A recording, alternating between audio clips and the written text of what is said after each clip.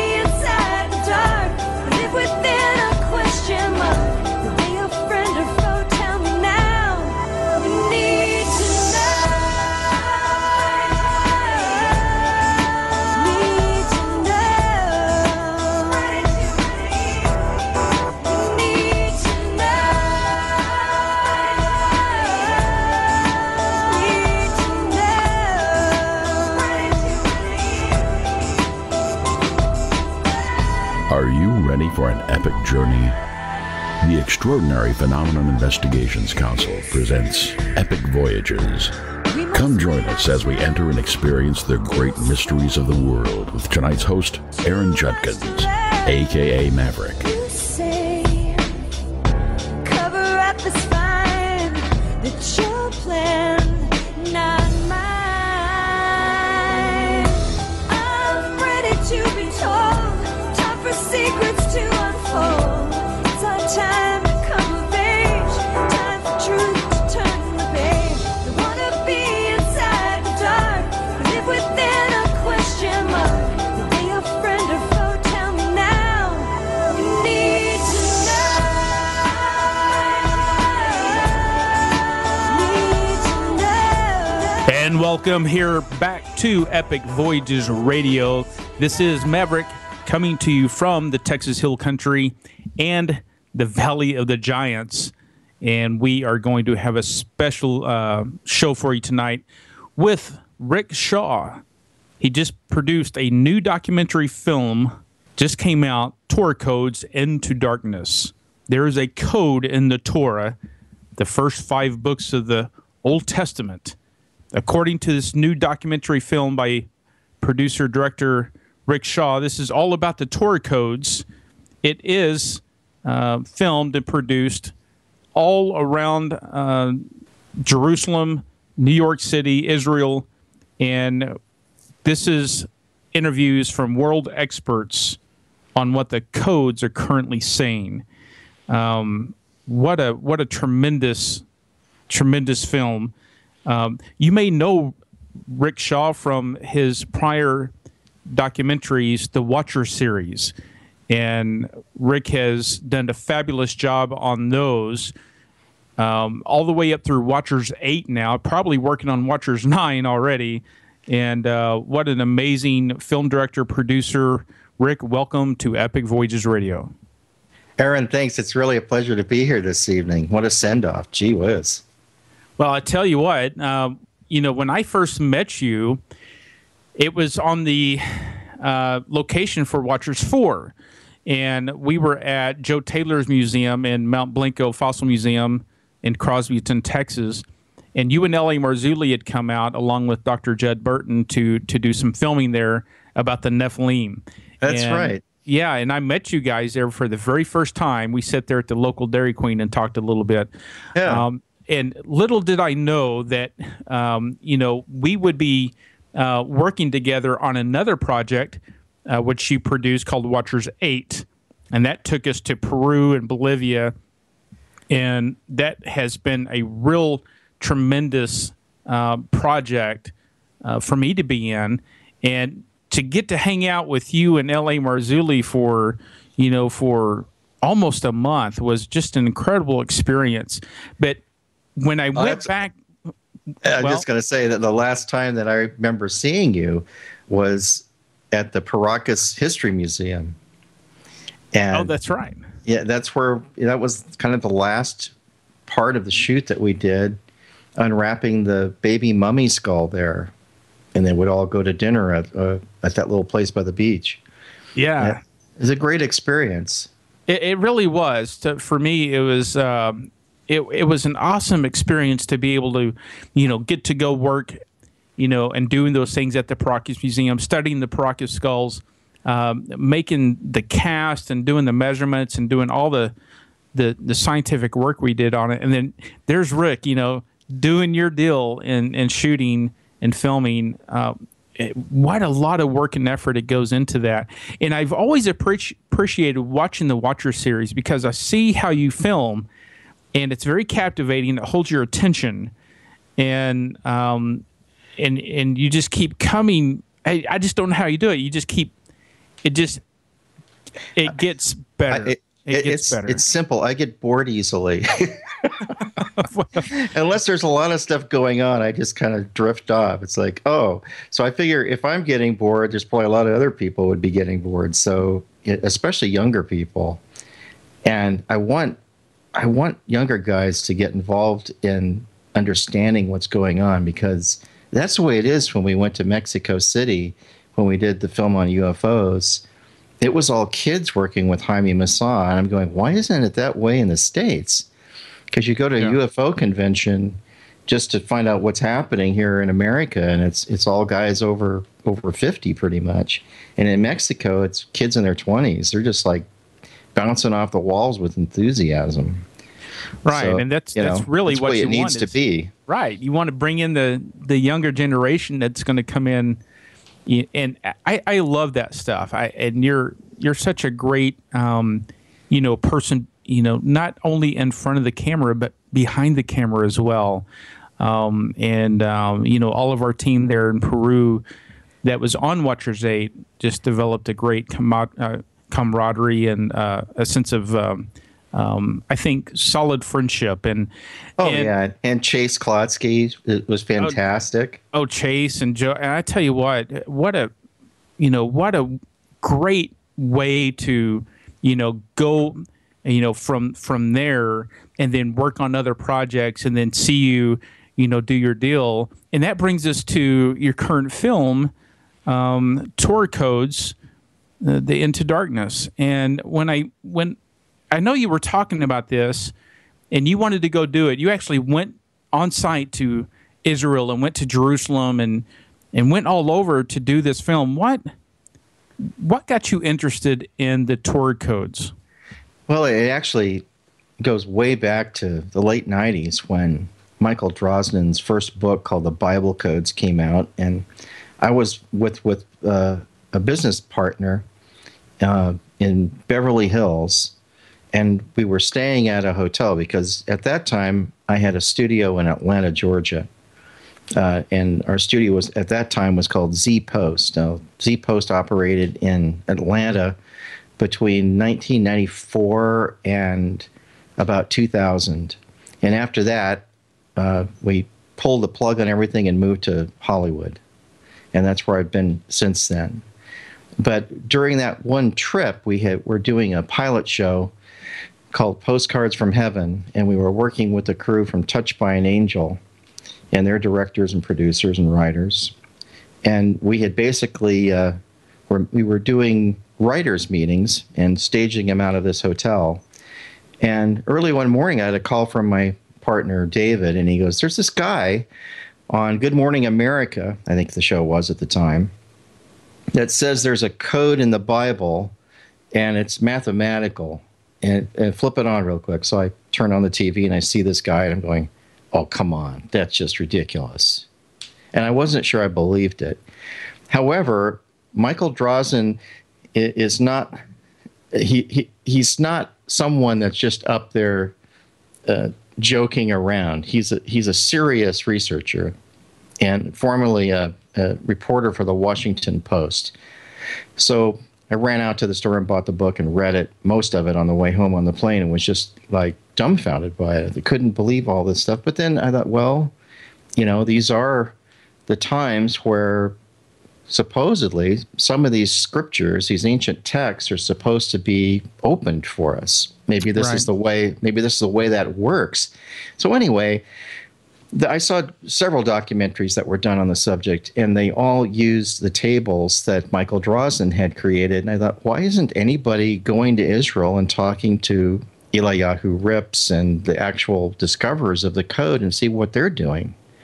And I've never saw a documentary doing that. And I had a guy that was a friend of mine that walked through my studio one day, and we started talking about it. And I said, someday I'd like to do a real Torah Code documentary, because no one's really done one yet that I think is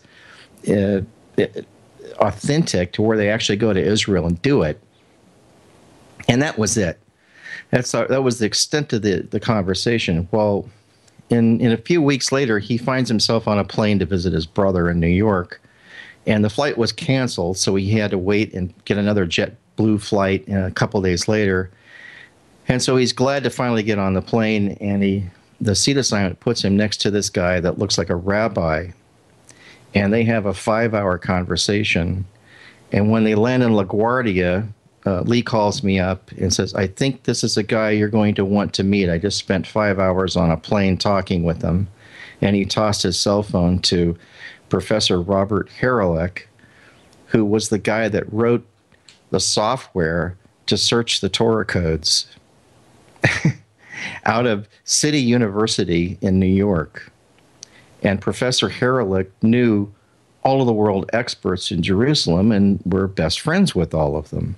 So in a heartbeat, I was connected with the whole team. It was just really weird, Aaron. And I didn't know what to do with this connection. I didn't have any money to work with, and I didn't have any inkling of how to even start this project. But we did some little pieces on my own nickel and tried to raise some money, and then we had the recession. This shows how long I've been doing this. Well, and I heard about the Bible Code. I read Michael Drosnin's book, The Bible Code, when it came out. Sure. And he has 3 books now. Yeah, I read the very first one, which is the original Bible Code book, and it really blew me away. I was skeptical that there was an actual code in. Now his title is the Bible Code, but maybe you need to clarify that here in a second. But sure. The point is that I guess what finally got me really thinking about maybe the possibility is real is in that book when Yitzhak Rabin was Prime Minister of Israel. He found a code embedded that basically, now correct me if I'm wrong, Rick, but did it predict his assassination attempt, or did they go back and look at it after? No, well, actually, he found that table, and if you happen to find a copy of the book, or if you go to Amazon and look it up, you can see like the cover design. And on the front cover of the original Bible Code book, there's a table, and it says Yitzhak Rabin and cross assassin will assassinate. Right. Which is really kind of like, whoa. And indeed, that's what occurred. And Drosnin found that table a year before it happened. Oh, so it was before. Yeah, and so there's this misconception that the Torah codes are there to predict the future. And we don't understand. It's so complicated. We really can't truly say we thoroughly understand how it works, because sometimes it seems to do that and sometimes it doesn't. And we explain some of this in the film. In this particular case, where it was a life and death matter, it seemed to predict Rabin's assassination accurately. In fact, they went back into the table, which is something some of the rabbis and professors call snooping, when you don't do an a priori search, but you're just looking for other words in there. And they found the name of the assassin later because they knew what to look for. Right, exactly. They had the details of the event, and they went back and just simply keyed in those details, and up it come. And that's what really, that's what really kind of, that evidence, for lack of a better word, but that happened. And here Michael Drosnin said, okay, this is what he found.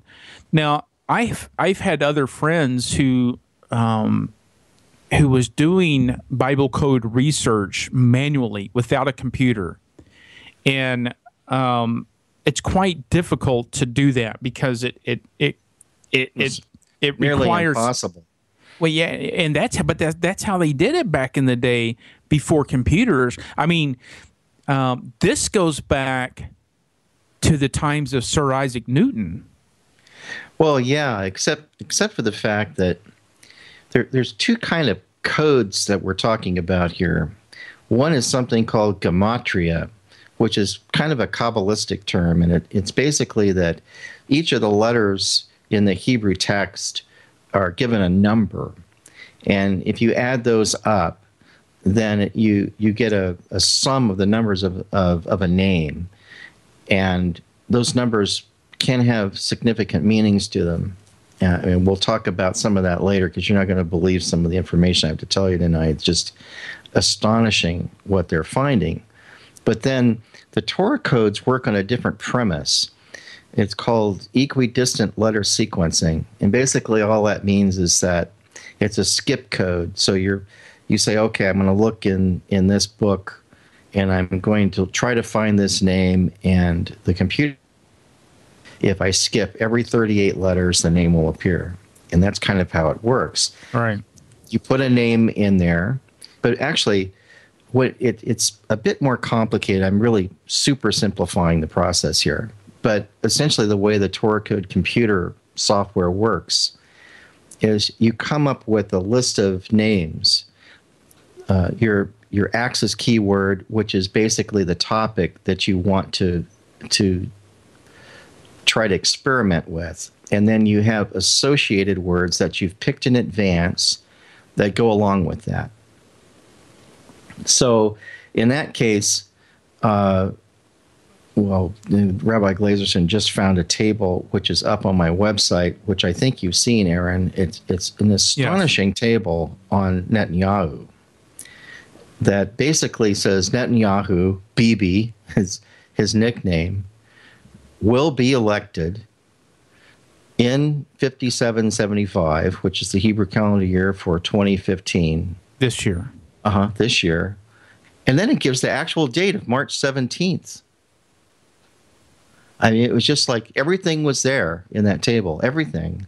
Now, they looked this up, though, after the election? No. This is the beauty of that table. It was discovered on February 9. Whoa. Isn't that crazy? But Rick, okay, but you just said a while ago that you can't. The Bible code is not. You can't predict. You can't predict. No, it's not a crystal ball, but occasionally it does a prediction that's accurate, and we don't know why it does it sometimes and not others. And of course, to the rabbis and professors that are very devout to the Torah itself as a book, which they believe is a book from God Himself. All right. So in the book of Deuteronomy, it's an abomination. It says to predict the future or to talk to the dead or necromancy. All of those things are a no-no. But in this case, we're kind of treading on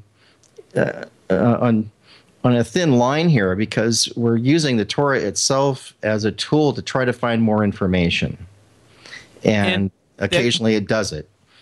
And that was the beauty of when I read, the Bible code, that assassination of Rabin actually happened, and that, I mean, there's no question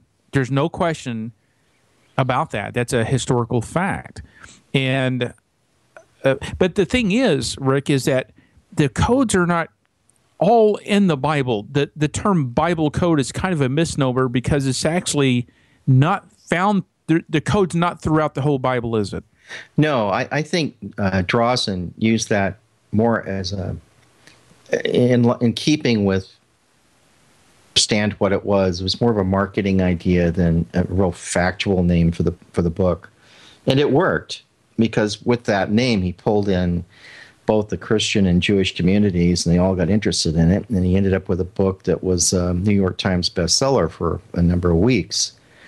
With me, after my relationship with these men over the past 7 years now, it's been, I know a whole lot more about it than I did when we started. It's very complicated, and find isolated words in other books in the Tanakh or in the Old Testament. They don't come up in clusters like they do in the Torah. And the Torah itself was given in a very unique way, and the words were given according to the ancient Jewish mystical texts, that there were no spaces between the words. And so then you have to wonder, well, why is that? And so if you held up a scroll with the original Torah written with no spaces between the words, it looks like almost like some kind of computer machine language, like some technology was used. And Christians may take offense at that, say, well, it was written by God. The fact is, we don't know exactly what happened on Mount Sinai. We know that angels were involved because there's talk about that. What are angels? Michael Drosnin, in his first book, postulates that maybe aliens wrote it. Well, I think that's going a bit too far. But there could have been other beings involved, because no human being could have encoded this much information in a Hebrew text. It's just not, we don't have the technology to do such a thing. Right. And that code is in the first, you're saying in the first 5 books of the Bible, the Torah of the Old Testament, written in the Hebrew. And that's where they seem to find most of the code. But it's also, when they find the code, it's not just, we're used to reading, left to right, and Hebrew is written and read from right to left. And then also there's no vowels per se, and there's no commas that break up the in periods and chapters, and it's just all together when it was originally written. Centuries later, they added spaces between the words to make it easier to read, and also punctuation marks were added centuries later. But when the original version was just completely raw. But and that's what I was saying about Sir Isaac Newton way back in the past, because he was convinced there was a code written into the Torah, and others as well throughout history have been doing this kind of as a manual search, but it's been very difficult up until the time of the computer, where this can be done at a very efficient and very fast processing speed. But the codes aren't just found in just one line of the text. I mean, these codes are being found backwards and reverse. They're being found in a diagonal fashion. They're finding codes that are intersecting each other, relevant terms that intersect each other about the detail of whatever event that you're looking at. I mean, isn't that like highly, and not just improbable, but like almost impossible for that to be relevant and then right there clustered in together? Well, yeah, I mean, your comment about the codes being backwards, forwards, and vertical, horizontal, and diagonal, that particular phenomena is that's created through a natural process called resonance. I don't know if you've ever seen these YouTube videos where people have mounted a voice coil to a speaker on a sheet of steel, and they pour rice on it, not cooked rice, but just raw rice out of a bag, so it's hard. And they put a sweep oscillator and an amplifier on that coil, and the rice starts dancing around. Now, at different frequencies, usually it starts out with a big circle. The rice kind of propagates into a big circle, and then as it goes up an octave, it splits and becomes 2 circles. And then you go up another octave and it becomes 3 circles. And then it changes into patterns where it's like all kinds of intricate patterns appear. And you pour a little more rice on there because it's using up your rice. And the higher you go, the more complex the patterns become. So this is a physical law that happens in nature. As you increase the frequency, you get different results. And that's what happens in the Torah Codes. As if there's larger spaces between the texts, between each of the characters, it may go horizontal on you, or it may go reverse horizontal, right. Or it may go vertical or sideways. So it all happens naturally. No one's forcing the codes into a particular pattern. I think what is even more interesting, though, Aaron, is what we're seeing happen seemingly more often, and even with the tables that we did for George Norrie, the talk show host for Coast to Coast AM, which is very similar to this show, asked us to do a table for him. And what we're finding is that we'll find tables on the topic, and then those tables appear to be superimposed over the plain text scripture that has some coordination with what the codes are talking about. They refer to each other. And so what did you find in George's code search? Well, it was weird, and you, of all people, will find this intriguing. All right, I'm ready. we did 9 tables for George. It took 3.5 weeks. And even Professor Rips got involved. Professor Rips found a whole sentence for George, and it's on my website at www.pinlight.com. Anyone who's listening can go there and see these. But the one Professor Rips did said, in a whole sentence, said, loves the paranormal but clear cut. And then along with that, it said, Norrie radio broadcaster. And one that actually said coast to coast. And the phrase coast to coast was split amongst all 5 books of the Torah. It spanned the entire Torah. It was a huge skip. But it went from one end of the Torah to the other. But one of the most interesting tables was, it wasn't that the words in it were so incredible, but it was where the table was found. It said George Norrie, radio broadcaster in the USA. So it had all of the pertinent key words about George Norrie. Right. But what was interesting, it was all discovered in one chapter. I believe it was the book of Numbers. I think it was chapter 32, in just a set of like 7 or 8 verses, which is really significant when you consider all of the stuff about George was condensed down to one chapter in one book in the Torah in a set of 7 or 8 scriptures. And if you read that passage, it's about Israel crossing the Jordan to take over the cities of the Nephilim. Huh. Okay. Which is like, I don't know what that means in relationship to George, except that the whole idea of the giants has become almost inescapable. Everything we do refers back to that. So it just, I don't know why that is, but it is interesting. That is interesting. And you told George that what was his response about he was discovered in the Torah code? Well, he was amazed. I mean, I know L.A. was on his television show, and they talked about it, just the 2 of them off camera, and he said he didn't realize that this stuff is so complicated, and it's impressive. It's impressive work that these guys did, and it really is. I mean, to find someone's name that like George or like your name, Rick, or by the way, did you search your name?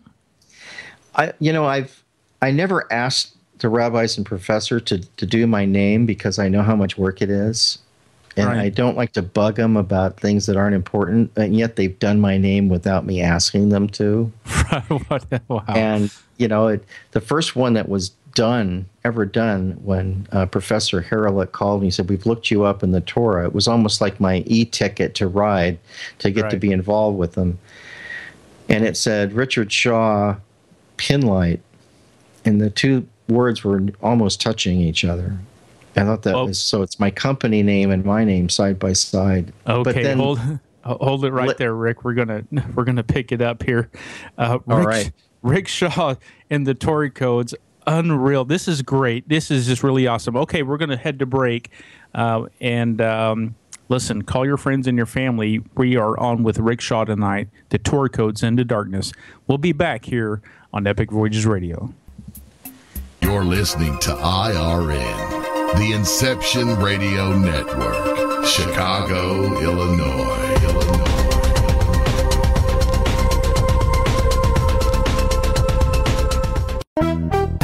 Hi, Inception Radio Network listeners. This is Amanda.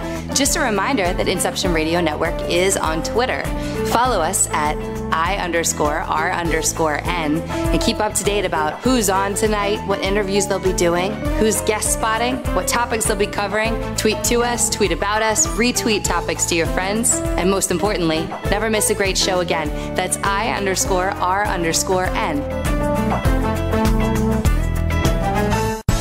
Hello, Inception Radio Network listeners. This is Amanda. Remember, you can take your Inception Radio shows on the go. Just download the Inception Radio Network app for your iPhone, iPad, or Android smartphones and access live shows, past shows, guest lineups, and much more. Just visit the iTunes Store or the Google Play Marketplace and download it today for free. Psst, are you looking for a cure for boredom? Never worry. IRN's new interactive website introduces a number of ways to pass time while you listen to your favorite show. Choose anything from the IRN Chat Lounge, the Game Lounge, Video Lounge, or the Mood Lounge. These fun, exciting features let you chat in real time with fellow listeners, view live skywatches, play daily posted online games, or pick a show based on topic. The choices are endless. Use your time wisely, keeping it all on IRN. Don't have a computer? Is your internet connection down? Don't worry. Use your trusty cell phone or landline and call into our listen line at 401-283-6700 to listen to the Inception Radio Network 24/7. Again, that call-in number is 401-283-6700. For the Inception Radio Network, I am MJ. Hi, can you hear my voice? Imagine how many other people can hear it too.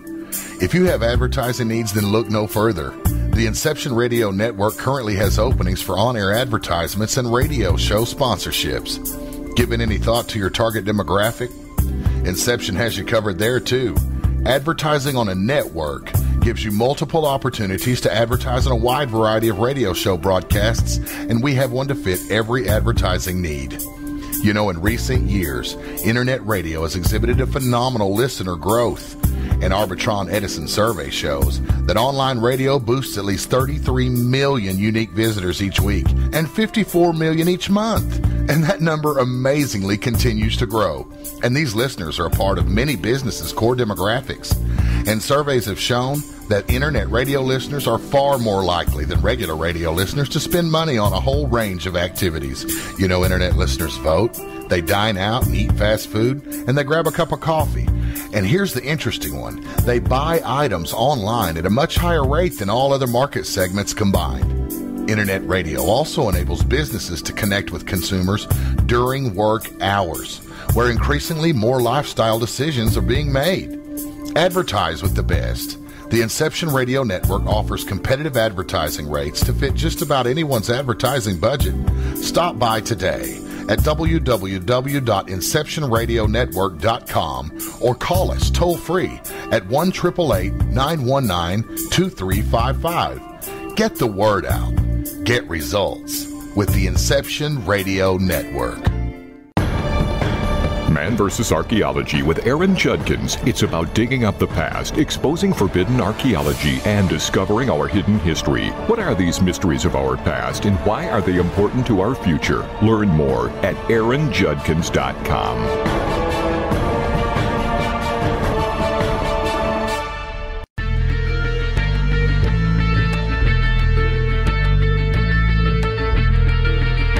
EPIC is Extraordinary Phenomena Investigations Council, the forum for scholars, experts, and those fascinated by and involved in the study of ancient civilizations, conspiracies, cryptozoology, ETs, and UFOs, fringe science, the paranormal, and all manner of extraordinary phenomena. Please join EPIC as we examine the mysteries of the world and beyond on epicvoyagers.com.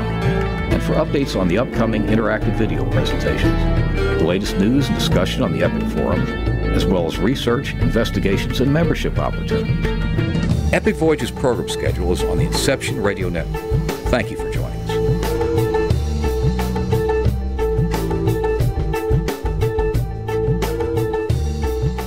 Welcome back here to Epic Voyages Radio. I am your host, Maverick, coming to you live from the Texas Hill Country in the Valley of the Giants. And we are having a great time here on Epic with our special guest, Rick Shaw, the Torah Codes Into Darkness. This is a new film out by director Richard Shaw, producer and director of the Watchers series with L.A. Marzulli. Is there a code in the Torah, the first 5 books of the Old Testament? If so, is that code real? Is it mathematically provable?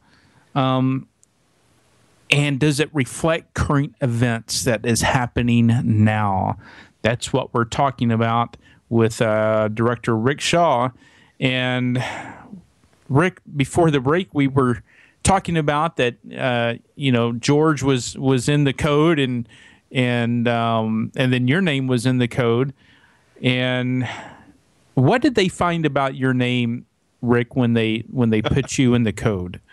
Well, it's interesting. It kind of started with a different search. L.A. and I took Rabbi Glazerson to dinner one night, and L.A. comes out with this question, have you ever looked up the ephod in the Torah Codes? Now, the ephod was this mystical device that during the time of Moses was worn on the high priest's chest. Okay. Now, at risk of sounding like I'm teaching a Sunday school class, I don't mean to be doing that. I'm just trying to explain what this thing was. Sure, go ahead. Essentially, it was a kind of an apron that he slipped on. And then on top of that, inside of the front of the apron, there was a pocket where they would put scripture. Okay. And then on top of all of that hung this breastplate that had stones in it that were different colors, and there were 12 of them, one for each of the tribes of Israel. Now, according to scripture, there was something called the Urim and Thummim, and those they were known to the Jews, Jewish scholars now, as the complete lights. And you go, what? What kind of lights are we talking about? Essentially, the high priest could ask the ephod a question, and it would answer him by blinking various stones. And since the stones had Hebrew text connected with them, he could get an answer that way. So it was like a very simple kind of computer almost. Now, we don't know how it did that or anything, except for the fact that the Babylonians saw it happen and would come and bow before the ephod thinking it had some special powers. But when the scriptures tell us about how these devices were built, it says they were built with great cunning. Now, it doesn't tell us what that meant. It didn't say, oh, there was a magnet behind each of the crystals in the breastplate, and your thoughts made them light up like an LED would light up. I mean, I don't know. Yeah. And of course, most people will say, well, it was the power of God that did it. But we're seeing now how the ancient prophets would try to explain things using their own vernacular, and they would describe things as the color of a certain gemstone that everyone could relate to. Like in the book of Ezekiel, it talks about the wheel within a wheel, which I think it's a UFO that he's seeing, what we would call a ship today. But back then, they described it the best way they could. It was a wheel within a wheel. Well, we've seen photos of craft that are spinning and rotating, and still the whole ship doesn't rotate, but something on them might be. And I believe that's kind of what he saw, because also in the same book, it talks about it being the color of a beryl stone. And if you look that up, there are beryl stones that are silver gray in appearance. So Ezekiel was trying to describe it in a way that he could, because they didn't have metals like that back then. It was too advanced for their day. Right. So I think the ephod was kind of like that. So we did a Torah code, all this to say, we did a Torah code to see if the ephod was in the Torah codes. What was that found in there? What happened was the Axis keywords were Torah codes or code Torah. And that was the first word that everything had to relate to. And then alongside of that were found 5 ephods. Ephod, ephod, ephod, ephod. And so this is very controversial, I agree, because LA and I have talked about this too, but we think that perhaps the Torah Codes is the modern ephod for our generation. So, in other words, Rick, from thousands of years ago in the Bible, going back to the Babylonians, okay, and they wore this thing around their neck, and you said this ephod, they would ask a question and the stones would light up, and on the stones were Hebrew letters, and that in a sense kind of answered their question. Now, fast forward to present day, and you're saying the ephod could possibly be the code within the Torah. You punch in what you're looking for. So if you're looking for an event in history, then it gives you an answer, just like the original ephod did. Wow. Well, to go a little further, because you were asking about pin light being in the Torah codes, right?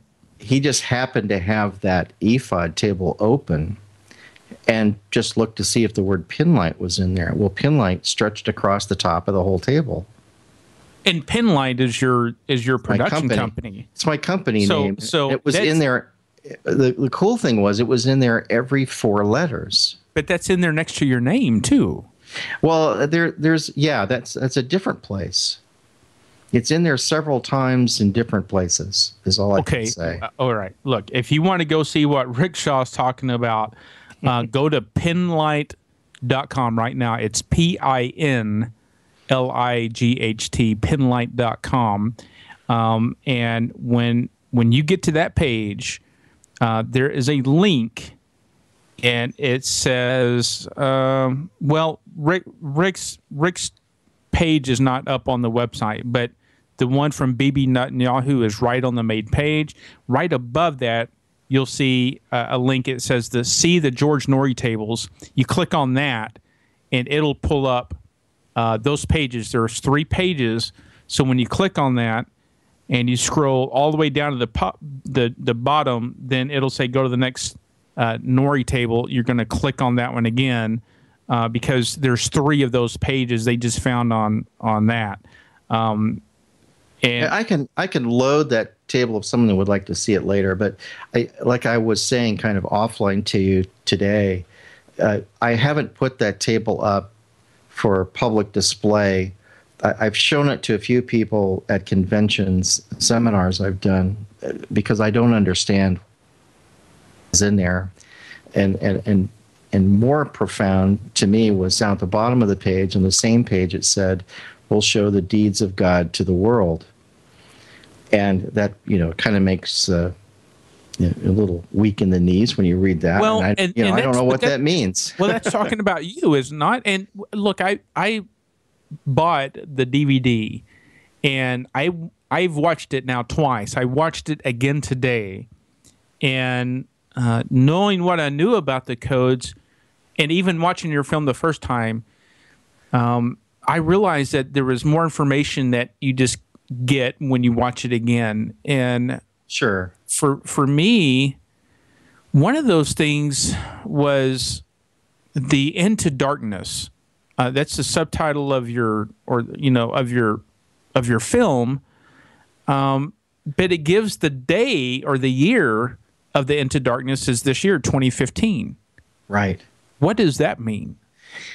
What was interesting is the first year where the End of Darkness starts was 5736, which was the year 1976. And that was the year that Professor Rips found out through a rabbi named Yaniv, gave him not Michael Drozen, but Michael Dov Weissmandel's book on equidistant letter sequencing. And that really intrigued Professor Rips, and that's how the whole thing got really started with a vengeance. Michael Dov Weissmandel was the one who discovered the code and how it worked back in the 50s, counting with his finger using interns at a university in New York. Kind of laid dormant for a couple decades until there was computer technology available, and that's when it really took off. That's when Professor Rips had access to the old-fashioned Apple II computers, which were available in the late 70s, early 80s, and that's what they used originally to start searching the Torah codes. Okay, so when they were looking at this, and it goes from that date all the way up to 2015, the End of Darkness means that we no longer live in darkness. This is for this year. Essentially, the way Rabbi Glazerson explains it is that we're now in a period where we're no longer in darkness because we can understand the Torah codes.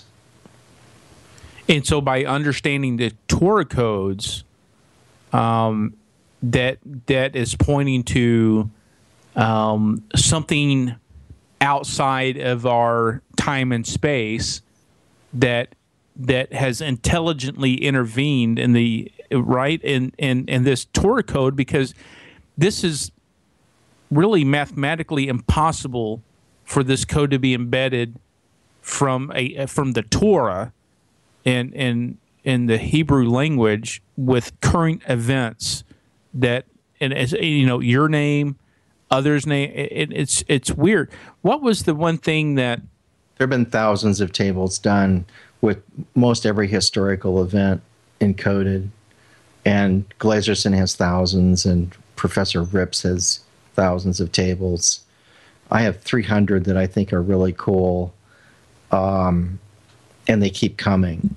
And even more astonishing is some just recent gematria that a Kabbalist did, which I'll explain later, but it hasn't stopped. We're still finding interesting things.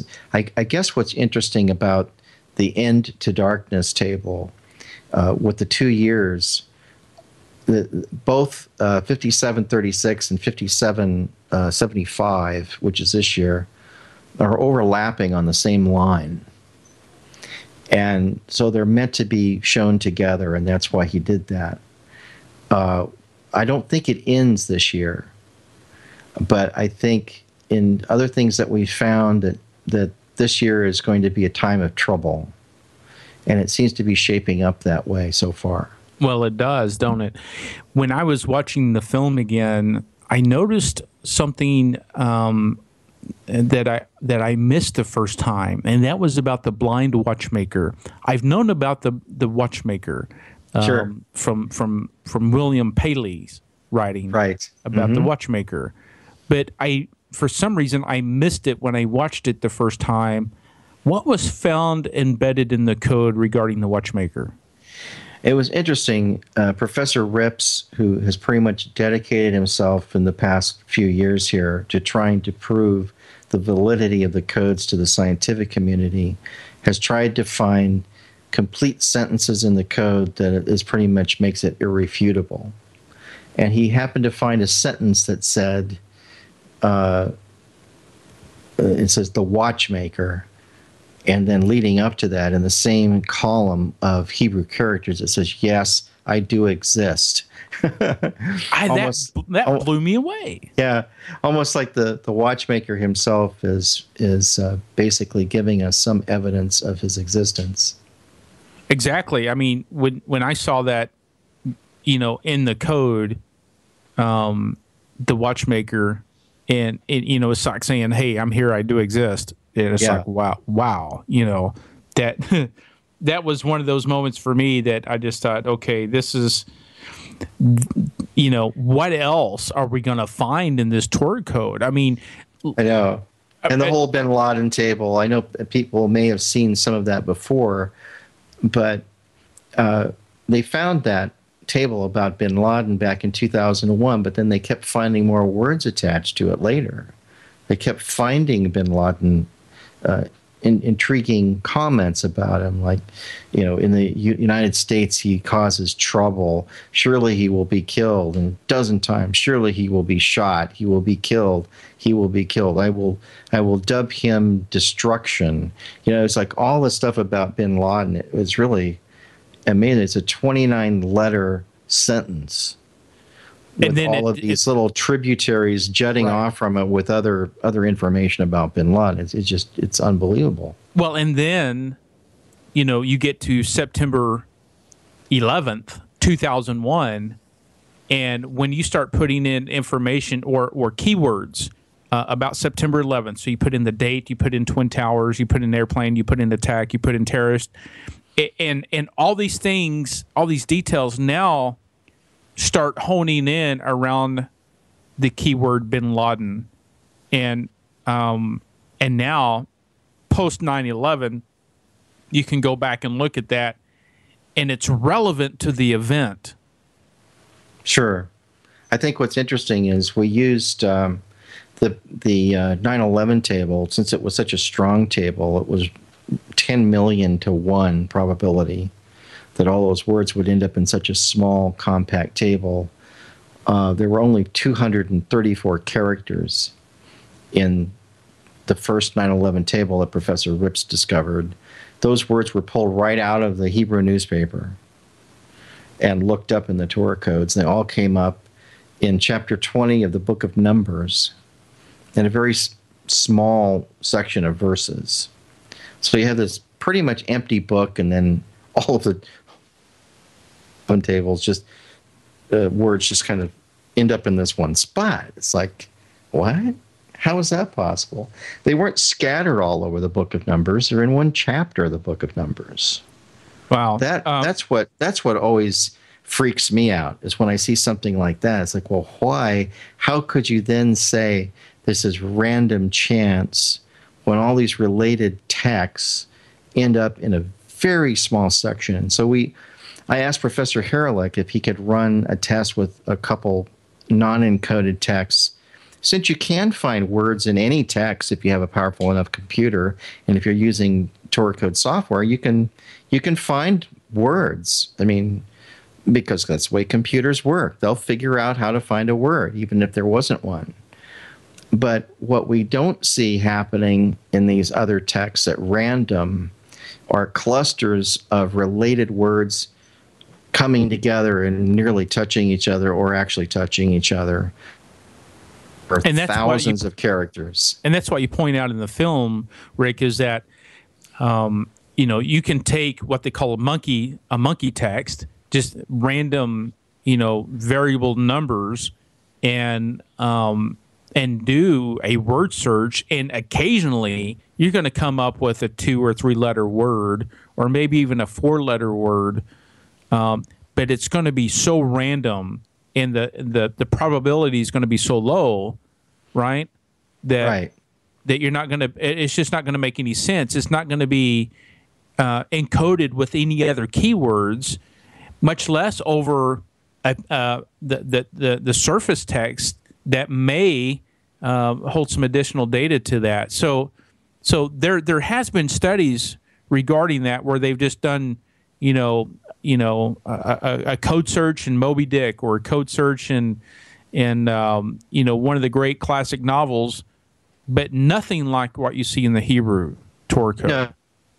So if you run a table and you use the Monte Carlo experiment, which runs it against 1 million other texts, and it comes up 100 times in 1 million texts, then that means it's coming up 1 in 1,000 tries, which is pretty darn significant.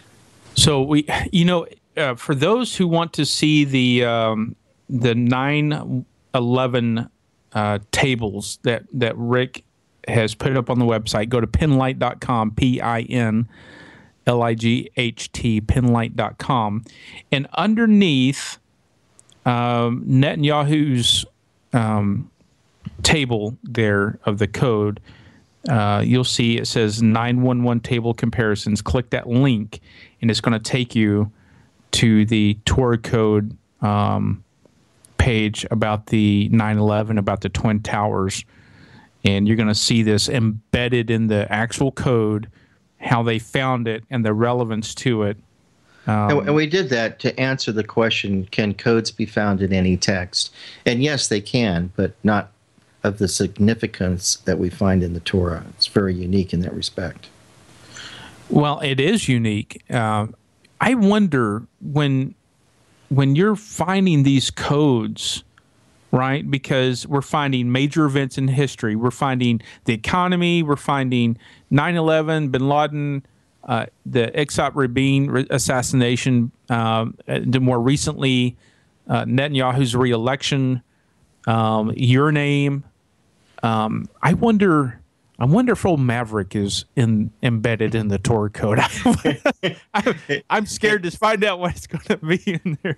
It's possible. I'll have to tell you what brought on the whole George Norrie thing. We're about to go to break here in a minute, and I need a minute to explain that, of why that happened, and why we had a caller that called in that morning from London, Ontario, and asked if the Torah codes could be the book of life. And it was at that point that George said, I've got to know if my name's in the Torah. Wow. And coincidentally, this is something that Rabbi Glazerson and I had discussed years ago, wondering if this could be the case, like if all along we're carrying around the book of life and don't know it. It is kind of interesting. It really is. The scripture says that the word is live. So could this mean that it is a living thing? Is there a living intelligence behind this Torah code? Well, the only reason I wondered about it is because we were talking about looking up various people's names, and he says, we can't find everyone's name in the Torah. They can't? They can or they can't? They can't. And it was at the point when he said that it made me wonder. Oh, I see what you're saying. Interesting, huh?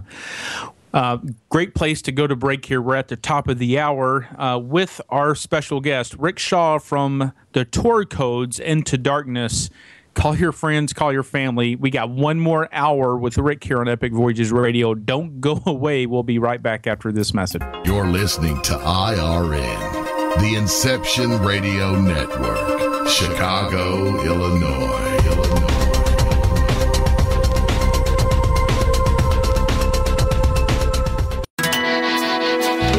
Don't have a computer?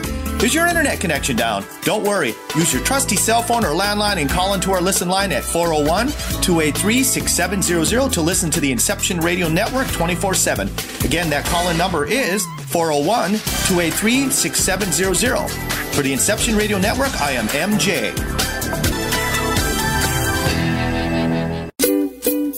Looking for a cure for boredom? Never worry. IRN's interactive website introduces a number of ways to pass time while you listen to your favorite show. Choose anything from the IRN Chat Lounge, Game Lounge, Video Lounge, or the Mood Lounge. These fun, exciting features let you chat in real time with fellow listeners, view live skywatches, play daily posted online games, or pick a show based on topic. The choices are endless, so use your time wisely by keeping it all on IRN. Are you a fan of Inception Radio Network? Do you reckon it's the best alternative talk radio station on the planet? Well, if you do, head to facebook.com/Inception Radio Network and like the page. Tell your friends, spread the word, and keep listening to the best. You didn't forget what's coming up tonight, did you? Hi, Inception Radio Network listeners. This is Amanda. Never miss that interview you were looking forward to or the show on your favorite topic. Follow IRN on Twitter, I_R_N, and get reminders about the evening's live shows as well as fun and important updates throughout the week. That's I_R_N, and never miss a great show again. Do you have a smartphone? If so, Inception Radio Network is the best app for you. Available on iTunes, Android, Samsung, and most other app stores. Just search Inception Radio Network. With the app, you can listen live, check out podcasts of recent and past shows, view our videos, see what shows are coming up, who the guests are, and, via the chat room, send live questions to those guests. You know it makes sense. Check your app store now. Inception Radio Network. I'll see you there. Man vs. Archaeology with Aaron Judkins. It's about digging up the past, exposing forbidden archaeology, and discovering our hidden history. What are these mysteries of our past, and why are they important to our future? Learn more at aaronjudkins.com.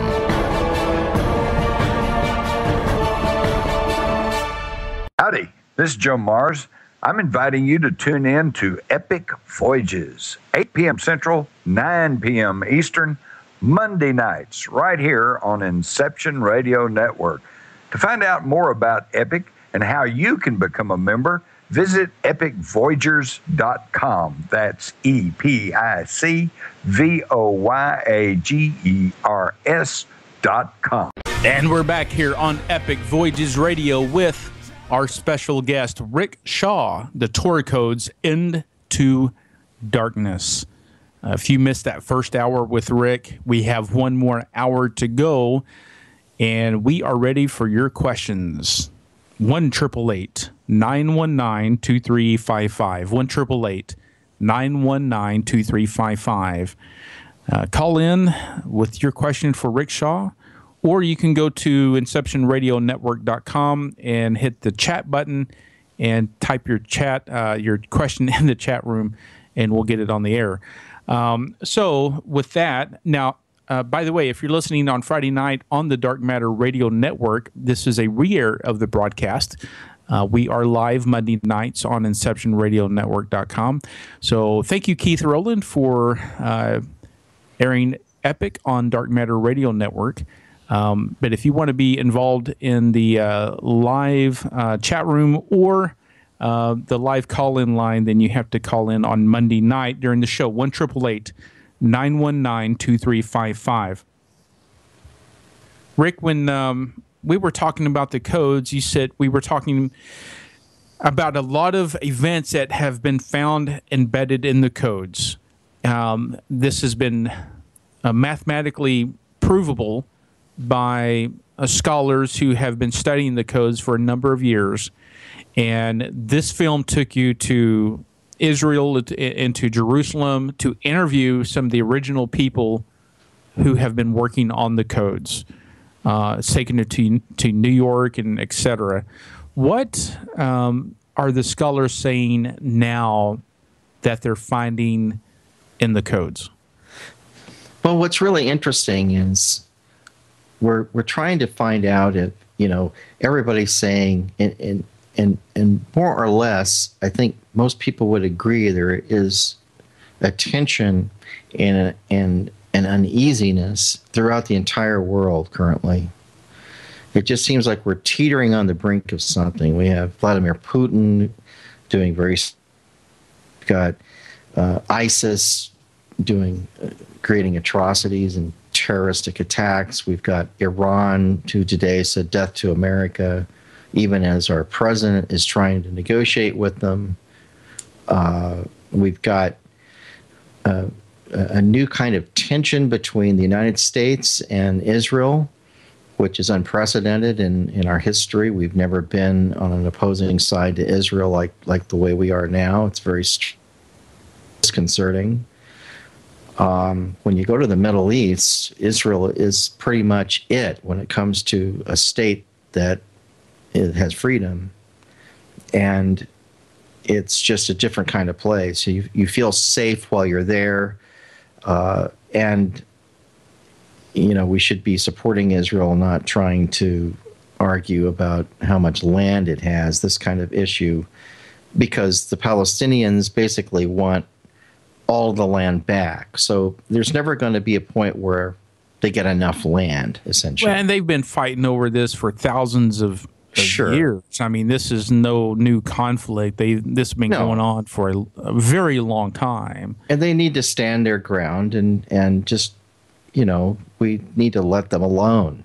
And I don't know why Obama is acting as if he's an Islamic fundamentalist, as they think this now.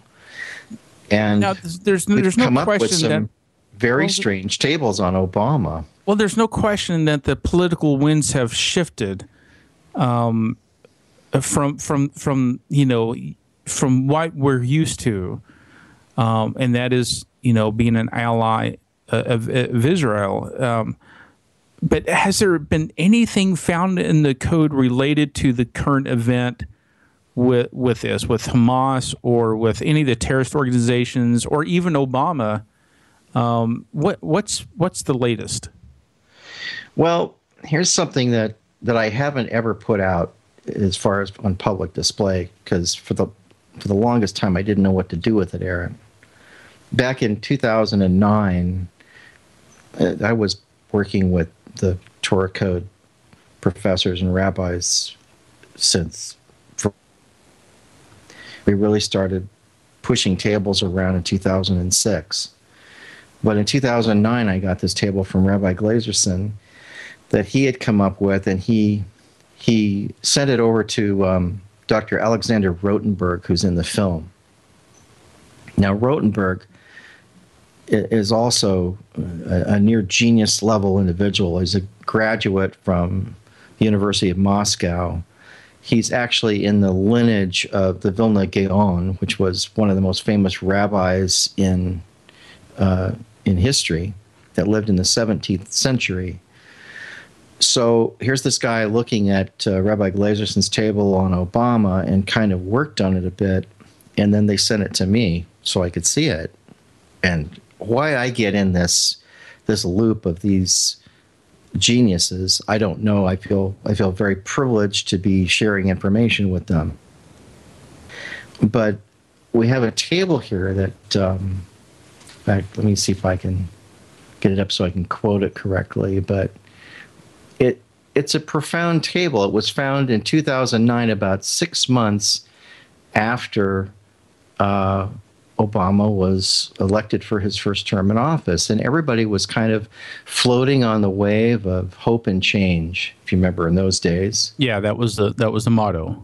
We were tired of war. You know, we'd had 8 years of George Bush, and people were tired of that, and they wanted some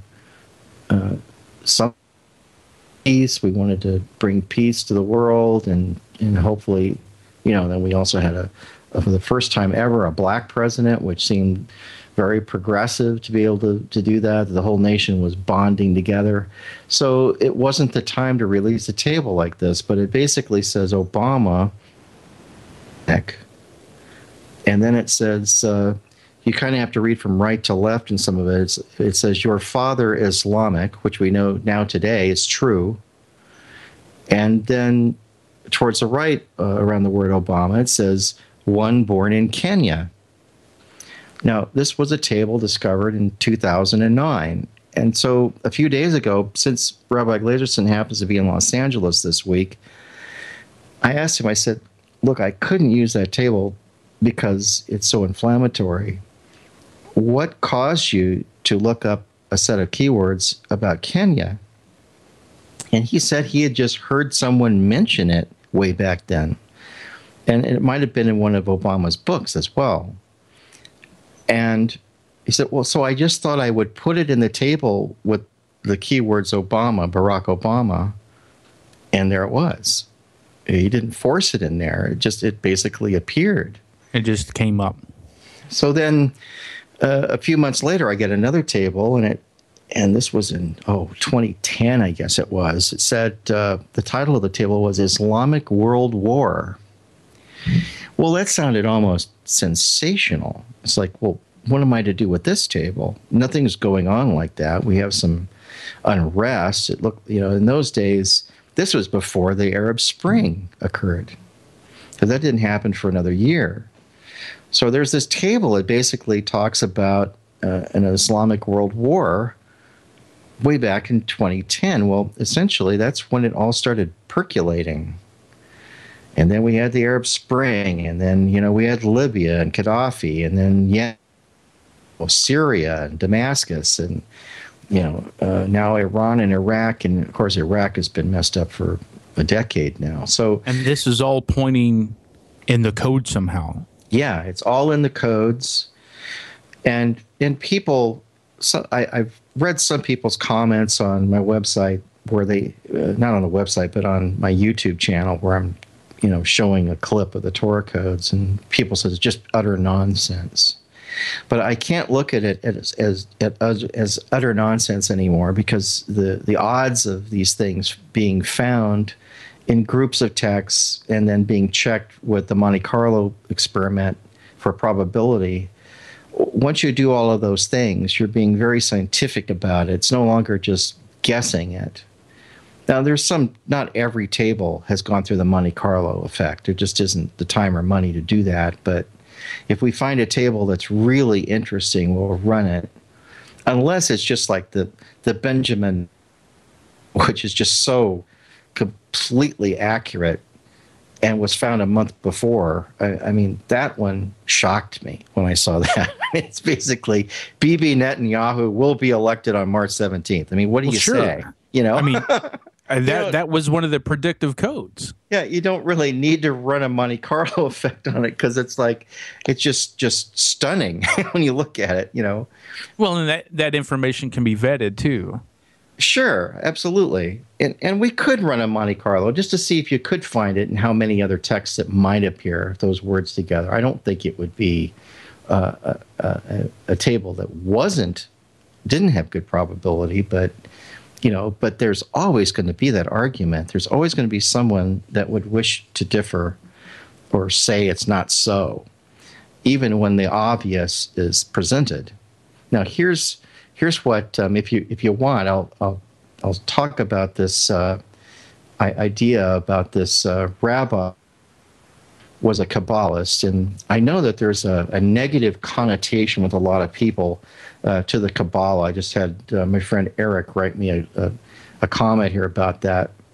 But basically, this is a study of numerology, pretty much, and using, like we were saying very early on in this interview, where each Hebrew letter is given a number, and you're just looking up things. So this rabbi who passed away a couple of years ago had a student and wrote this book and said, after my death, I want you to publish this whole book. I want you to put it up on the internet for free so everybody can see it, because I think it's important.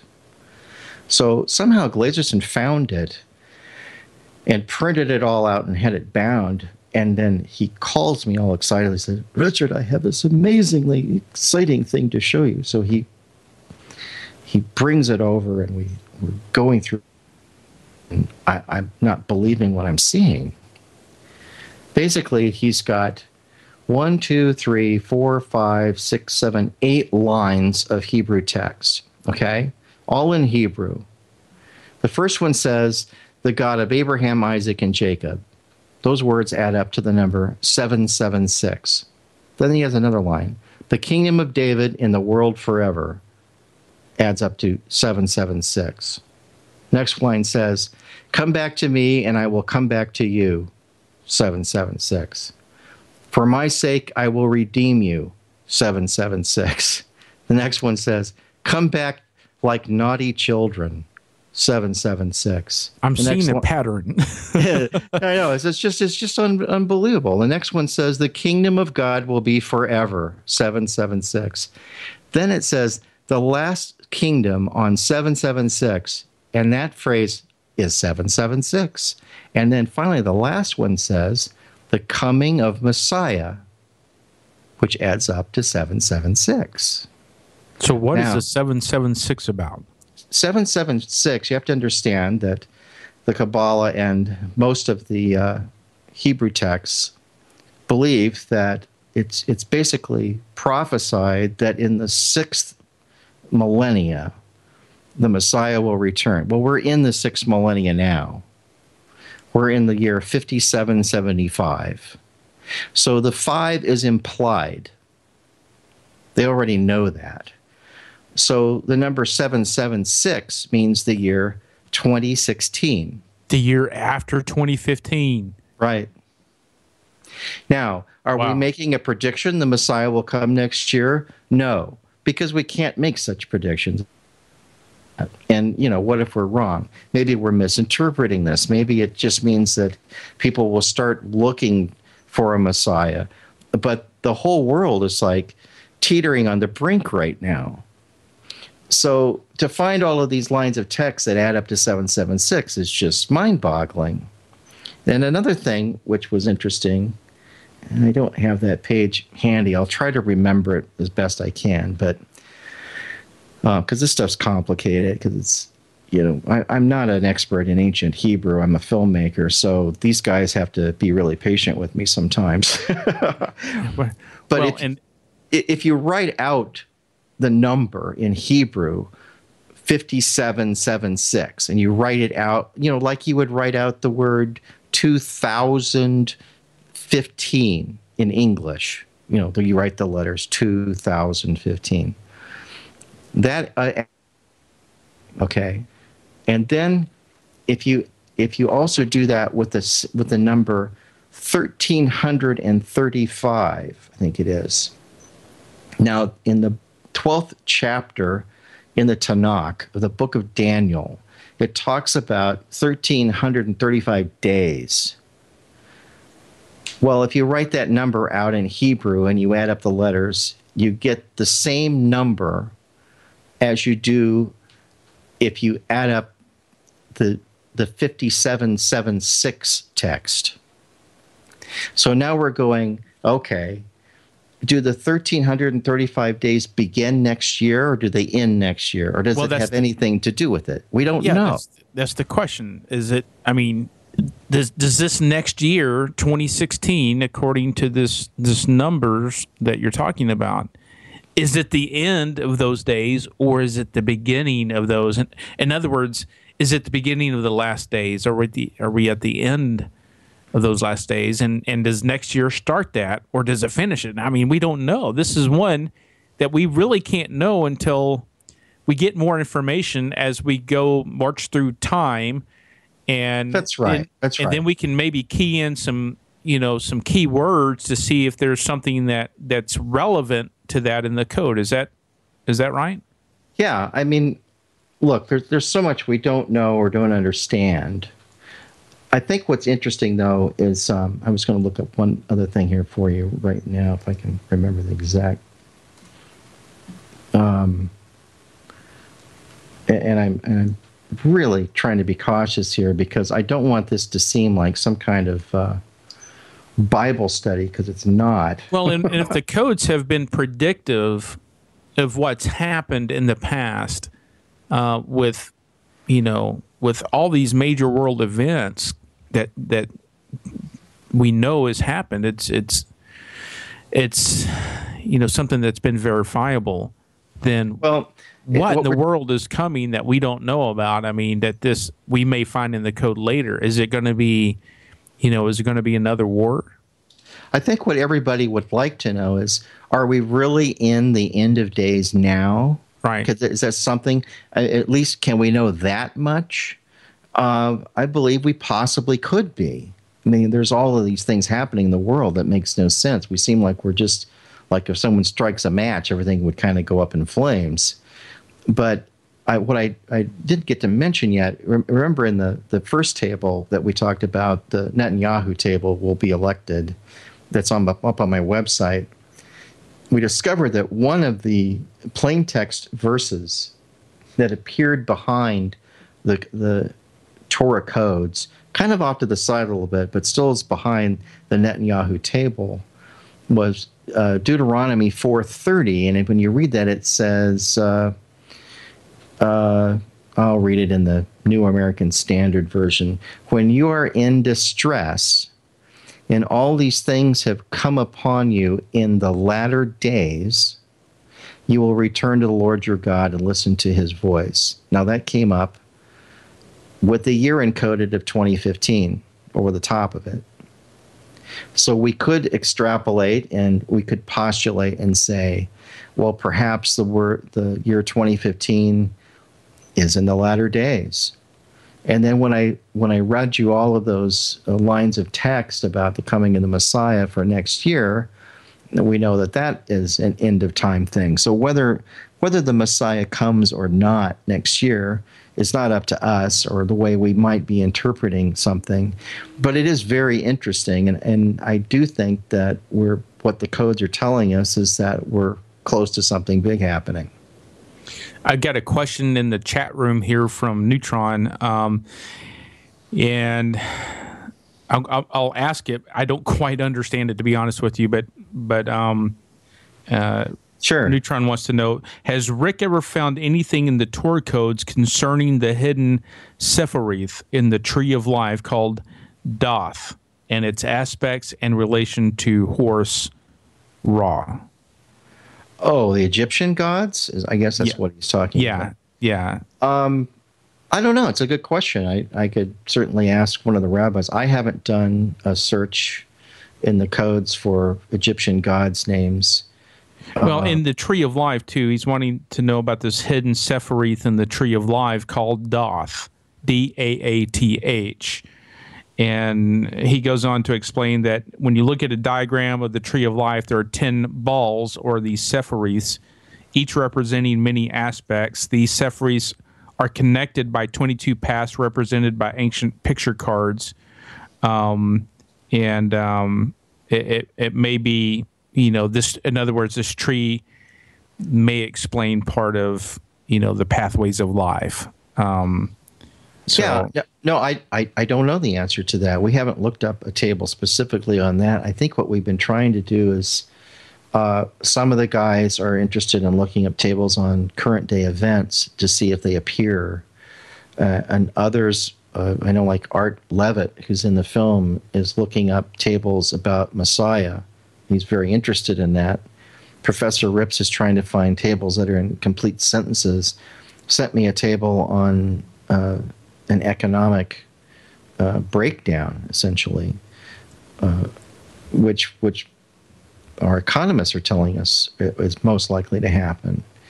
So we have found things like that in the Torah. It doesn't mean that these other things aren't there. It just means that it just takes a lot of time and effort in which to find them and then run tests on them. Here's another question from someone in the chat room. How do you defend the argument that if you look hard enough, you will find something? I know we talked about this earlier, but you might want to clarify that again. Well, sure. That's the whole idea. Codes can be found in any text, and yes, they can. It's whether they're significant or not. And I would urge that person that wrote in that question, thank you very much for that, to go to my website and look at the comparison between a monkey text and the Torah, and it's quite a big difference in the way these clusters of words appear.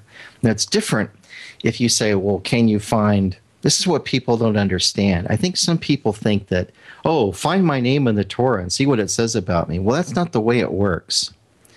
There isn't a way, if you put your name in the search computer, and if your name is in the Torah, it will just pop up. So, here's your name. It's in every 34 characters. Oh, okay, there it is. It mostly appears in the book of Leviticus, say. It's there's your name. Maybe it appears more than once with different skips, and the computer will tell you that. But it's not going to tell you anything else. It's just going to give you that one name. So what you have to do, you have to go in and say, could any of these other things refer to my name? And you would decide what those words are in advance, and you would create a list of them, and then you would see if all those. Yeah, you decide in advance, and you would look them all up to see if they all fall within the same table and how significant they are. Right. They have to. In other words, they have to be relevant keyword search terms that you would know. You know, like your birthday or your the town where you grew up, or the name of your first dog, or something that was very relevant, very specific to you. Right. And so the relevance, I think, comes into play because it has to be relevant. You can do a search, but it's the relevance and and I guess the cluster of codes that's found around one event, such as September 11th, that is highly relevant to the event. I know you talked about, two of the codes had been predictive. You talked Rabin's assassination back in the 90s, and then Bibi Netanyahu's just won re-election as Prime Minister of Israel, and that was given in the code, but they're not really predictive in that we cannot really foretell or forecast future events. In other words, because you don't know what relevance there is to it. In other words, if you put in a search term for end of days or World War III, well, you really don't know the relevance to that because...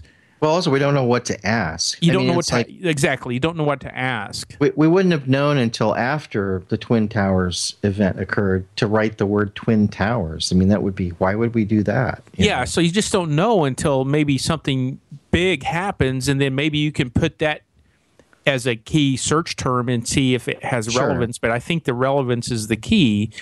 There is another way to do it. I don't know if it's frowned upon. Okay. But people have been known to use a technique that Professor Haralick kind of winces at, but he calls it snooping. Essentially, is you put a word in, then you find that in the Torah, and then you kind of read around the area to see what might be there. You just kind of snoop around and see what you can find. Yeah. Yeah. That doesn't mean that it's significant, though. Right. You're just searching for... These words are at random, right? And it may not mean anything. Exactly, and they're just so what they're doing now, and Art Levitt explains this in the film. If we find a word by accident that we didn't expect, then what we can do, we can write all the words down in a table and then start a whole new search using that word as one of the key words and see what happens. Because then we have permission, as it were, to do a new a priori search. And if that word pops up routinely, then we know that it's a significant word. Okay, hold it right there, Rick. We're at the bottom of the hour. Stay tuned. We got one last half hour here with Rick Shaw. Make sure to call in with your question, 1-888-919-2355. We'll be right back here on Epic Voyages Radio. You're listening to IRN, the Inception Radio Network, Chicago, Illinois.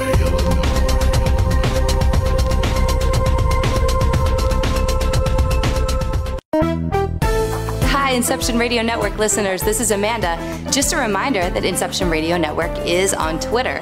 Follow us at I_R_N and keep up to date about who's on tonight, what interviews they'll be doing, who's guest spotting, what topics they'll be covering. Tweet to us, tweet about us, retweet topics to your friends, and most importantly, never miss a great show again. That's I_R_N.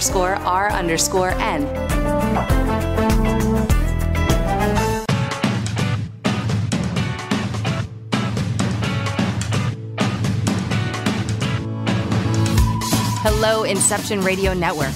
Would you like your favorite show to be played again live on air? Well, now the choice is in your hands with IRN's live request portal, an easy way to request your favorite show with a simple click. IRN's live request portal now gives you exclusive access to all the shows. How easy is it? Simply type a show name or a guest name, click request, even write a dedication message, and that's it. Try it now. Simply visit InceptionRadioNetwork.com, click on the live request tab under the show menu. Now playing your favorite show is just a mouse click away. Don't have a computer? Is your internet connection down? Don't worry. Use your trusty cell phone or landline and call into our listen line at 401-283-6700 to listen to the Inception Radio Network 24/7. Again, that call-in number is 401-283-6700. For the Inception Radio Network, I am MJ. Hello, Inception Radio Network listeners. This is Amanda. Remember, you can take your Inception Radio shows on the go. Just download the Inception Radio Network app for your iPhone, iPad, or Android smartphones and access live shows, past shows, guest lineups, and much more. Just visit the iTunes Store or the Google Play Marketplace and download it today for free. Are you a fan of Inception Radio Network? Do you reckon it's the best alternative talk radio station on the planet? Well, if you do, head to facebook.com/Inception Radio Network and like the page. Tell your friends, spread the word, and keep listening to the best. Man vs. Archaeology with Aaron Judkins. It's about digging up the past, exposing forbidden archaeology, and discovering our hidden history. What are these mysteries of our past, and why are they important to our future? Learn more at aaronjudkins.com.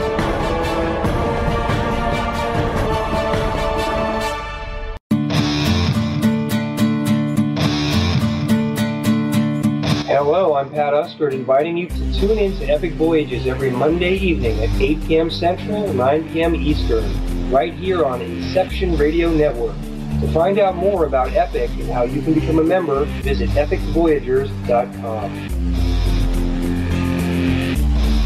And we're back here on Epic Voyages Radio. This has been a fantastic show here with Rick Shaw. The Torah Codes Into Darkness. We have one last half hour with Rick.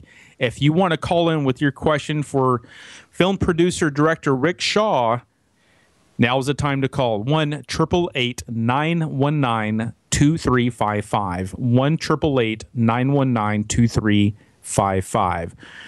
We do have a question in the chat room. Ask Richard if the Torah Codes specifically predict the rise of Yeshua, Jesus, and the rise of the Christian faith. What do you think? Oh, well, there we kind of have to. We're dancing on thin ice because most of the scholars who are involved in searching are Orthodox rabbis. Right, right. They're not Christians. Yeah, so it's, you know, there is this disconnect there between the two things. In fact, I don't believe that most of them would think that Yeshua was the Messiah, even though that's what I tend to believe is the case. Has the term, the keyword Yeshua, been put in the code? Do you know? And if so, what did they find? Yeah, I mean, that's there. The thing is, there hasn't been a lot of codes done. They've tried to pair up Yeshua. First of all, let me go back and explain why they have this disconnect between Jesus, the historical Jesus, and their Messiah, which they don't know who the Messiah is. If you ask most of the rabbis, that it's probably Moses or Elijah. And because to them, Yeshua contradicts the first commandment, thou shalt have no other gods before me. And they've stuck to that part of the Torah to such an extent that to them they have a conflict with it. So I try to not get into that with them because basically what we're just trying to find is really what the Torah is telling us about what's going on today. And then I found other websites that are done by people in the Christian community who, when I look at these tables, and I hate to say this because that makes me feel bad, but they utterly don't know what they're doing because they're not using correct Hebrew. Some are using the King James version of the Bible to search the entire Bible. Yeah. And it's an absurd notion. I mean, if you know how the computer works and how accurate the source material has to be, then if you're doing that throughout the entire Bible, like we said early on in the show, Aaron, you can't just do translations of the text into another language and expect it to work. And what you'll end up with codes, because you can find codes in any text, but they're not going to be ones that you could rely on as being accurate. And they're not going to be relevant. No, that's the problem. But try as you might, I'm sure these people, you're not going to be able to convince them of that. Well, Rick, what do you think all this is pointing us to? What do you think this Torah Code's all about? If you have to stand back and knowing what you know now, looking at the big picture, what do you think the Torah Code is trying to tell us? I think it's basically when you go back and one scripture that is also printed in Drosden's first book, and it's out of the book of Daniel about knowledge shall be increased and the book will be unsealed in the time of the end. Well, I go back to how do you seal a book that everybody's already reading? Because it makes no sense when you read that. Well, I'm reading the book and I'm having no trouble reading it. How is it locked up? How is it being sealed? Well, it's just like we were saying earlier. It's what we're all used to doing now by encrypting data. So we're just looking at the top level of what's going on, and there's all of this material, it's information coded. And it's only been recently that we've been able to decode it. And I think that the idea that it's being decoded now means that we're in that time that basically these ancient texts are talking about. And it also goes back to all of the other really strange, creepy, weird things that are happening in the world, things that you and I have talked about a lot of times, Aaron, the UFO phenomena, the elongated skull phenomena, the giants phenomena, all of these things. Yeah, the Nephilim. I mean, it's basically all these things are happening at once, and we cover those things in the Watchers series because they're so blame interesting. The Shroud of Turin, why is that such an enigma? We've tried to find the scientific answers for it, and we just don't have one. And there's all of these things that are happening, and some of them are being revealed. And I think that, I talked with, I'm sure you know who Stephen Bassett is. He's the guy. Bassett, sure. Yeah, he's the guy that is pretty much heading up the citizens' disclosure for UFOs. And he's been spending a lot of time in Washington, D.C. to do that. And we communicate as often as we can, and he's actually going to appear in the next Watchers that we do to give us an update. But and when he emailed me, he was in Washington, D.C. talking to congressmen and mentioned the fact that John Podesta, when he left office just 3 weeks ago or so, Twittered to everybody that the one thing that he felt the saddest about on his leaving was that he wasn't able to get the government to reveal. I mean, that's a huge admission. That really is. Rick, pause that thought real quickly because I do have a caller on the line we need to get to. Okay. This is Kurt from New York. Kurt, are you on the line? You're on with Rick Shaw. Hey, how's it going? Hi there, Kurt.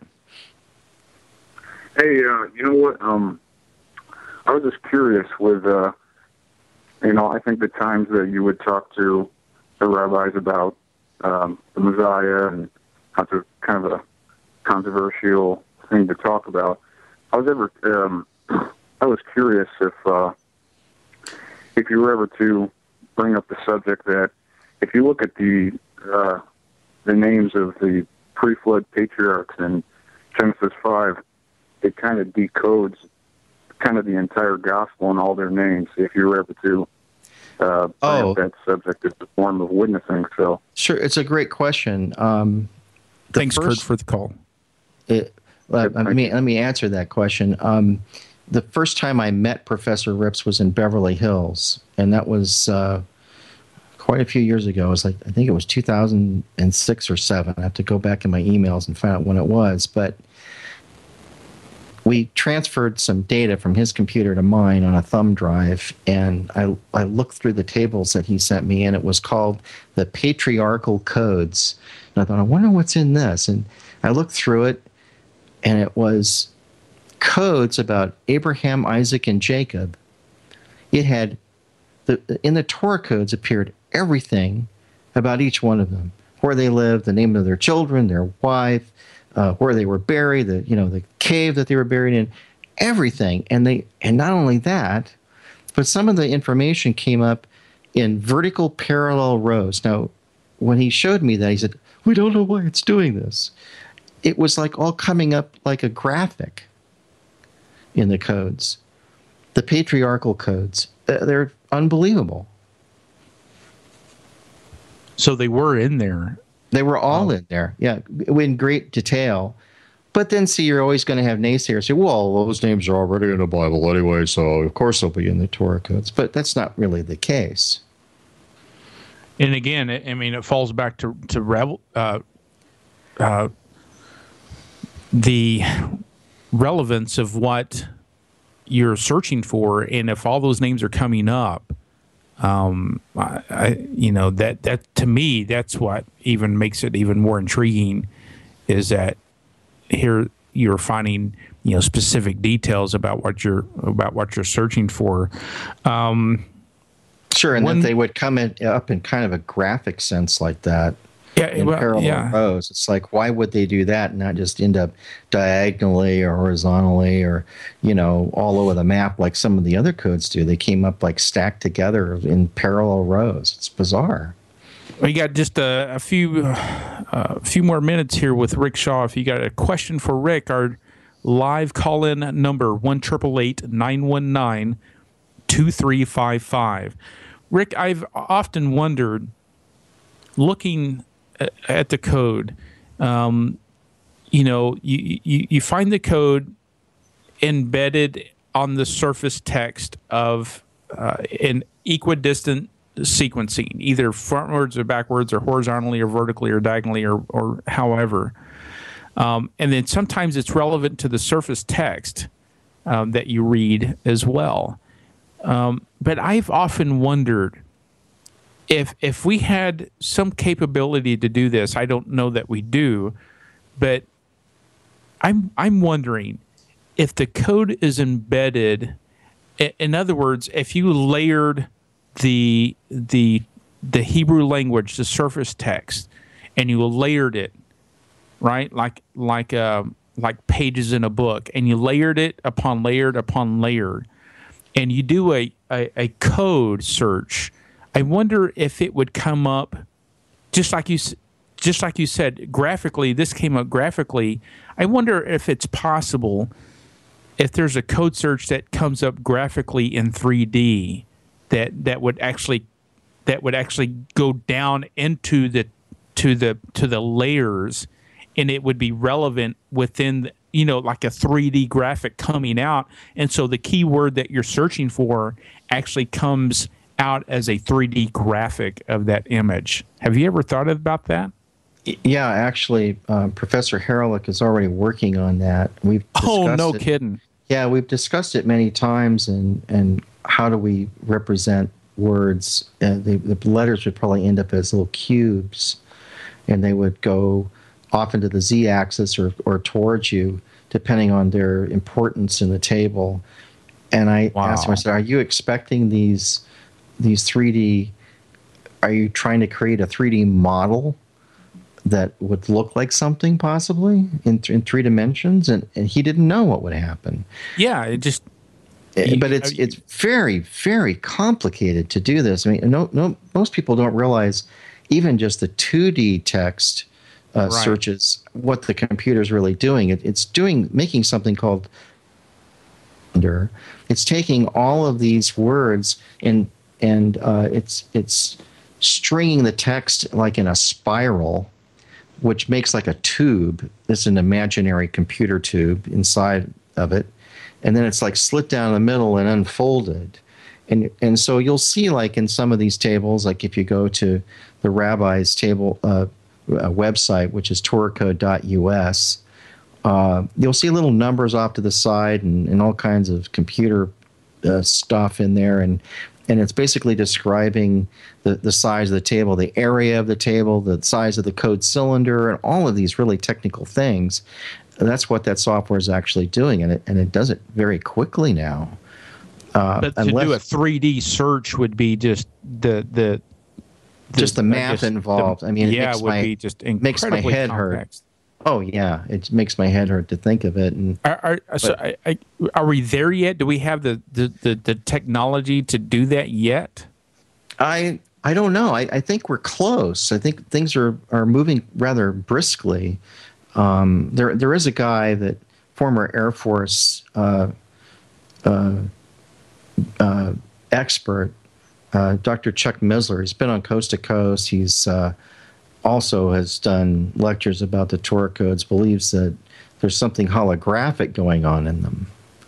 And there's so much information that we're just kind of skimming the surface of it all. We're not even getting down to the whole meat of the thing. Well, exactly. This is just the surface, and what we're finding on the surface, I think, is very intriguing because it's relevant to current day events.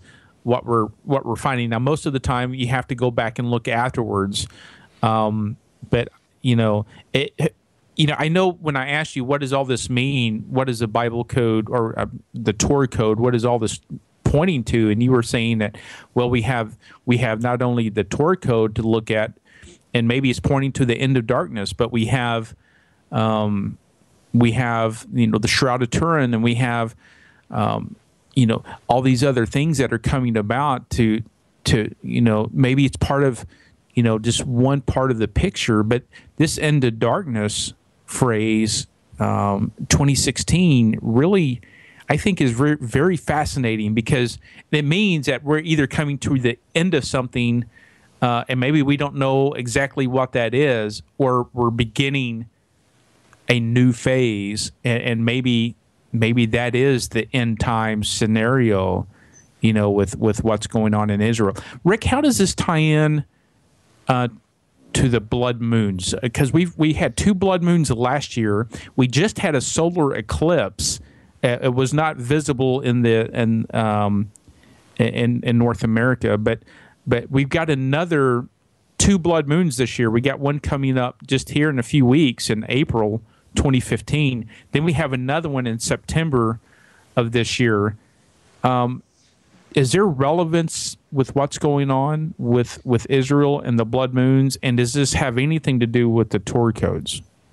Well, there have been Torah codes done on the blood moons, and the Torah codes seem to back up the idea about the existence of the blood moons. But what's interesting is there are plain text biblical prophecies out of the book of Joel and the Tanakh that basically talk about in the end of days that the sun will turn to darkness and the moon into blood. Well, the sun turned to darkness this week, and I guess the first blood moon is next week, isn't it, Aaron? I can't remember which date. Yeah, I think it's in the first week of April.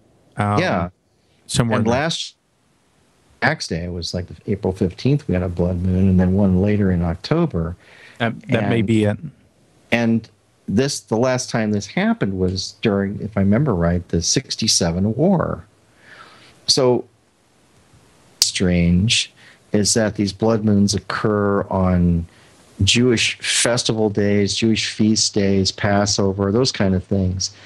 And then to have a tetrad of blood moons, or 4 within a 2-year period like this, only happens after centuries go by. I mean, and so it's It's very strange. We don't know what's going to happen, but it seems like someone upstairs is trying to get our attention. It's the only thing I could say. Well, and historically, when there's a blood moon, there, at least to Mark Biltz, who discovered this phenomenon of the blood moons, it always has something to do with Israel, does it not? There's something that's centered around Israel when a blood moon occurs. Well, that's what I was saying. It always occurs on Jewish feast days or the Passover or something like that. I mean, that's when they are. So it's, I can't explain it.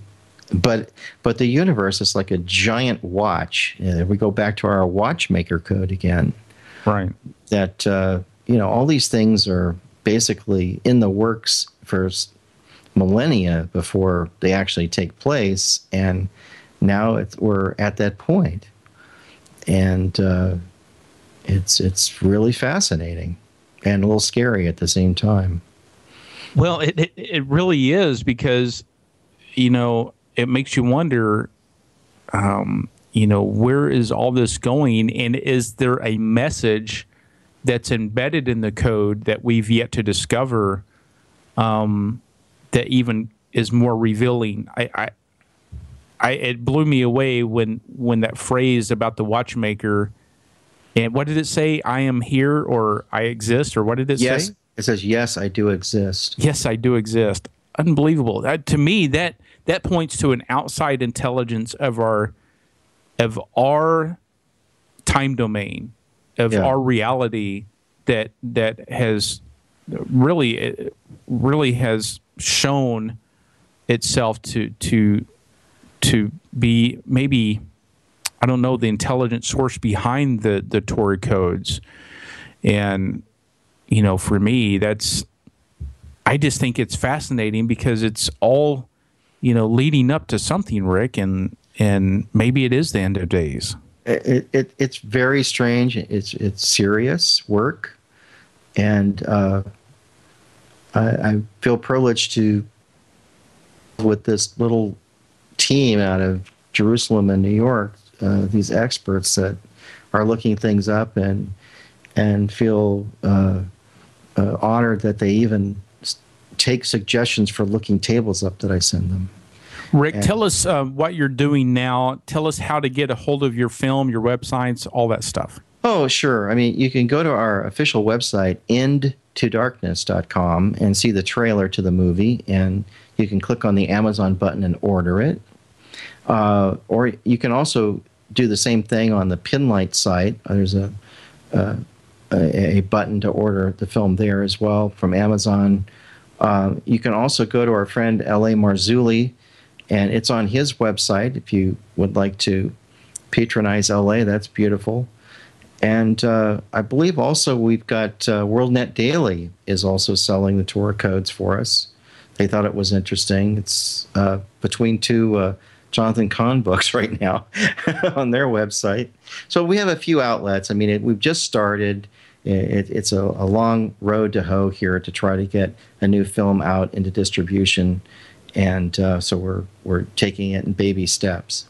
And you have the Watchers series 1 through 8 now. Are you working on 9, by the way? We're working on 9, and we're just releasing a box set. I mean, we had like Watchers 1 through 5 in a box, and I said we're not going to do that anymore. Let's put the entire series in an 8 DVD set with new graphics and everything, and drop the price so more people can afford it. And so that is going to be released within the next couple weeks, and I'm really excited about it. So that'll be everything that the 4-year search for truth that we've had in the Watchers, its entirety, for I think it's going to be like $99.95, which is quite a saving, because normally the discs they're normally like $20 a piece. So make sure you go to Richard's website, endtodarkness.com, or pinlight.com, Pinlight, pinlight.com, and order this new DVD film that just came out by Rick Shaw, Torah Codes, Into Darkness, and the Watcher series 1 through 8. What an incredible person, incredible filmmaker. And you're in Watchers 8, Aaron. You're in there.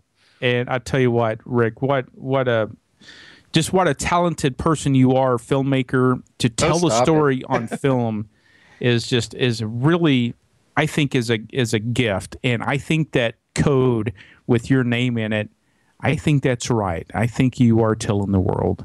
Rick, thank you for being on Epic Voyages tonight. It was a real pleasure and honor. Great to talk to you again, Aaron. We got to do it again. And we will. Make sure you go to Rick's websites, pinlight.com and todarkness.com. What a fascinating show. Make sure you get a copy for you, a copy for a friend or family member. The Watcher series. It is all great stuff. I'm telling you. Watchers 8 is pretty cool too. But I'm so excited to be able to do this with you again, Rick. Thank you all for listening, and that's it for us here on Epic Voyages. Wow, it goes by so fast. It really does. Remember, in a time of universal deceit, telling the truth is a revolutionary act. Good night from all of us here, from my producer, Joe Champion, for Ken Cherry from Epic, and Keith Rowland from the Dark Matter Radio Network. From the Valley of the Giants, you're listening to Epic Voyages Radio. And until next time, the truth is out there.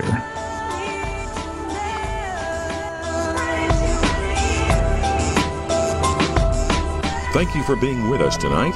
Please join us again next Monday evening for Extraordinary Phenomena Investigations Council's Epic Voyages. I'm Roger Peacock for Epic.